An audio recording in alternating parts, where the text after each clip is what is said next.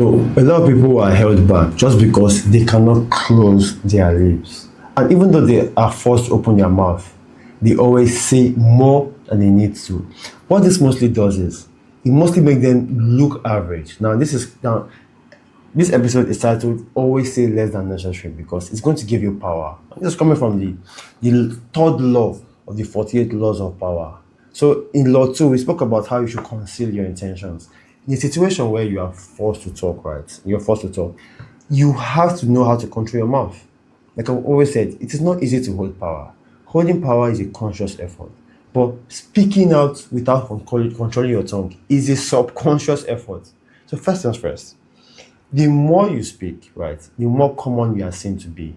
And the less you speak, obviously, the less you speak, the shorter your sentences, the more vague you appear.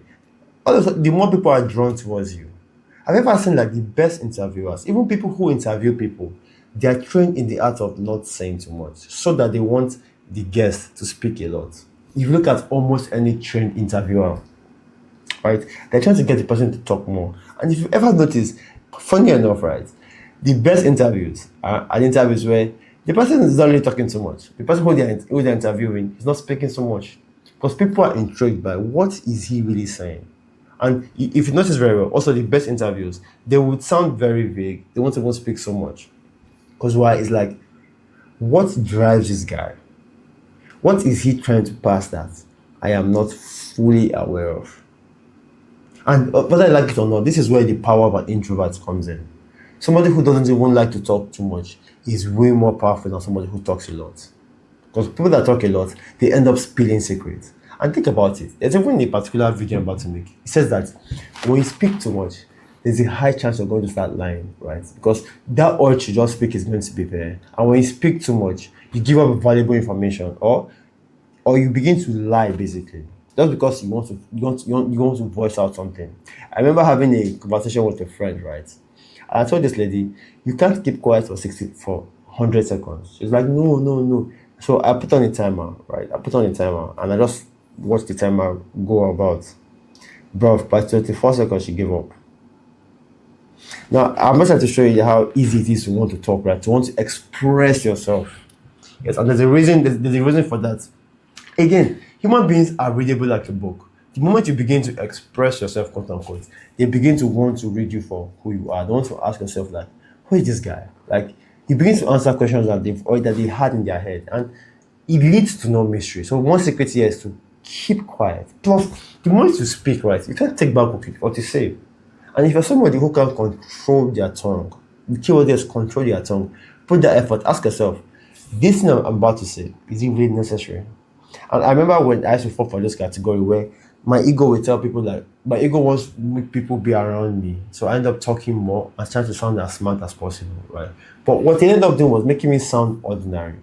But when I was keeping quiet and just like, okay, what are you doing? I'm thinking I have a thought process in my head and just spell it out and say it in a very vague manner. Obviously, people want to engage that thought process. When I say things like, I don't want to really engage that thought process right now.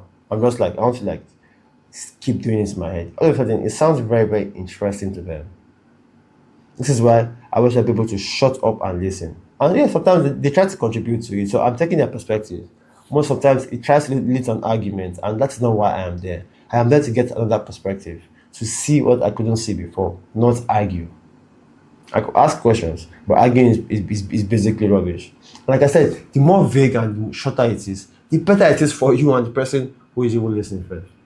Another thing you realize is that this game of power has more to do with the way you appear to be than who you are. So if you're talkative and you're close to people who you want to be powerful to, talk less. You can have people you chat with, right?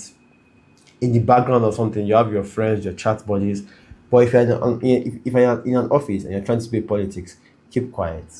Because the more you keep quiet, the easier it is for you to conceal your intentions. So say less with less words. And again, the one powerful thing here is being vague. So the more exact you are, the more people feel like they already know you. And what happens when people think they know you? I've said it over and over again. When people feel like they know you, there's a high chance they don't even deal with you. Or it's only in very few cases and they come back dealing with you if they know that you'll be of benefits to them. So you see how this game of power works, right? Well, it has more to do with appearance. That if people see you, the key word is how do people see you? Something even when you're talking to a lady as a guy, the more you talk, the more it turns her off. This is why I tell people shut up and listen to people. And whenever you're there that listens to people, it makes them feel good. It makes you very, very pleasurable, right?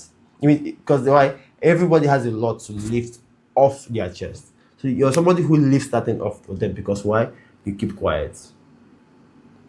And take it whether you like it or not, even though you're speaking, right? You see those awkward pauses, they are even very much they are much more powerful. Think about it.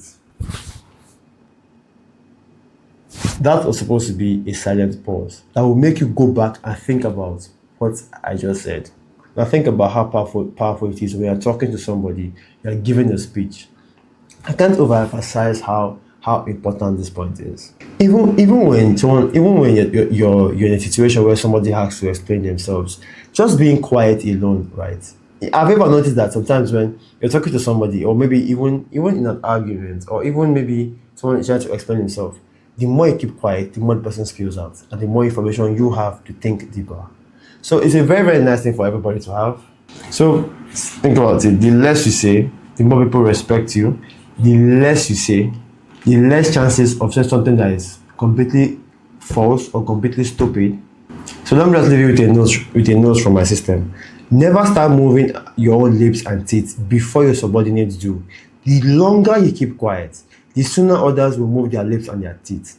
As they move their lips and teeth, you can understand their real intentions. Now, the fact that if the sovereign is not mysterious, the minister will find the opportunity to take and take. So this, my friend, will create an aura of mystery when you know when to keep quiet. So if you made it this far, I'll tell you that you're somebody who takes yourself very, very serious and who has seen the benefit of having power. And if you zoom out, 48 laws of power, first of all, is you having power over yourself before having power over other people. So if you can shut your lips, if you can say less words, you become more powerful. So thank you very much if you made it this far. It shows that you are somebody who takes yourself very, very serious.